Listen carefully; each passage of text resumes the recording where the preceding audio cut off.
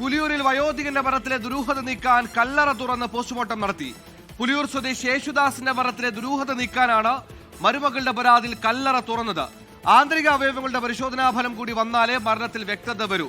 ഈ മരിച്ച യേശുദാസിന്റെ സഹോദരനെ സംബന്ധിച്ചാണ് ഇപ്പോൾ ആരോപണം ഉയർത്തിയിരിക്കുന്നത്. വീട്ടിലെ വീട്ടുജോലിക്കാർ നൽകിയ കേക്ക് കഴിച്ചതിന് പിന്നാലെയാണ് യേശുദാസ് മരിച്ചതെന്നാണ് കുടുംബത്തിന്റെ ആരോപണം.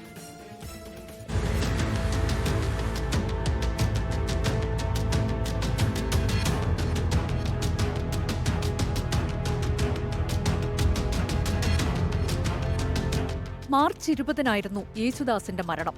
ആശുപത്രിയിൽ എത്തിക്കുന്നതിന് മുൻപ് മരിച്ചെങ്കിലും പോസ്റ്റ്മോർട്ടം നടത്തിയില്ല. കൈവിരലുകൾ കരിനീലിച്ച നിലയിലായിരുന്നു. ഇക്കാര്യങ്ങളിലടക്കം ദുരൂഹത ആരോപിക്കുകയാണ് ബന്ധുക്കൾ. മരിക്കുന്നതിന് 3 മാസം മുൻപ് സ്വത്തുവകകൾ യേശുദാസിന്റെ സഹോദരൻ ഗബ്രിയേലിന്റെ പേരിലേക്ക് മാറ്റിയതായും ഒട്ടേറെ രേഖകൾ കാണാതായതായും മരുമകൾ ലീന ആരോപിച്ചു. വീട്ടിലെ ജോലിക്കാരി നൽകിയ കേക്ക് കഴിച്ചതിന് പിന്നാലെയാണ് മരണമെന്നാണ് ആരോപണം. ആധാരം നോക്കിയപ്പോഴാണ് അത് പാണ്ടനാട് രജിസ്റ്റർ ചെയ്തേക്കുന്നു. ആധാരം രജിസ്റ്റർ ചെയ്ത് 3 മാസം പോലും ആകുന്നതിന് മുമ്പെയാണ് മരണം നടന്നത്.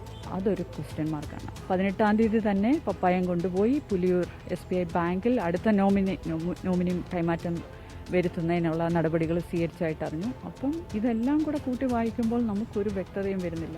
യേശുദാസിന് ഭോപ്പാലിലായിരുന്നു ജോലി. ഒരു മകനും മകളുമുണ്ട്. പരാതിക്കാരി ലീനയുടെ ഭർത്താവും യേശുദാസിന്റെ മകനുമായിരുന്ന ബിൻസ് 2017-ൽ മരിച്ചു.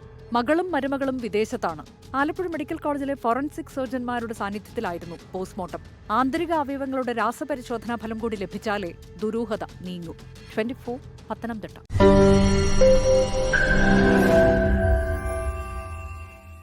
ലോകത്തെവിടെയായാലും ഏത് സമയത്തും 24 വാർത്തകളും ഓഗ്മെന്റഡ് റിയാലിറ്റി പാക്കേജുകളും എക്സ്പ്ലെയിനറുകളും വിശദമായി കാണാൻ ഞങ്ങളുടെ യൂട്യൂബ് ചാനൽ നിങ്ങൾക്ക് സബ്സ്ക്രൈബ് ചെയ്യാം.